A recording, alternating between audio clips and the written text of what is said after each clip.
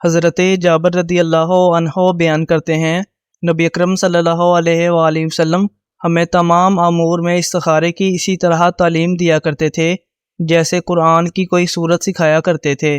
آپ صلی اللہ علیہ وآلہ وسلم نے فرمایا، جب کسی شخص کو کوئی معاملہ درپیش ہو تو وہ فرض نماز کے علاوہ 2 رکعت ادا کرے، پھر یہ دعا کرے، اے اللہ، میں تیرے علم کے مطابق تجھ سے خیر طلب کرتا ہوں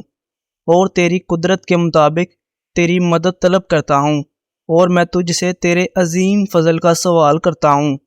تو قدرت رکھتا ہے، میں قدرت نہیں رکھتا، تو جانتا ہے، میں نہیں جانتا،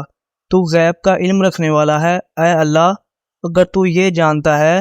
یہ معاملہ میرے حق میں، میرے دین میں، میری زندگی میں اور میری آخرت میں بہتر ہے، میرے جلد یا بد دیر انجام کے اعتبار سے بہتر ہے، تو اس کو میرے مقدر میں کر دے اور اسے میرے لیے آسان کر دے اور اس میں میرے لیے برکت رکھ دے۔ اور اگر تو جانتا ہے یہ میرے حق میں، میرے دین میں، میری زندگی میں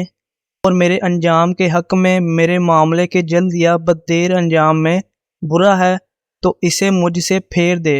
اور مجھے اس سے پھیر دے اور مجھے بھلائی نصیب کر،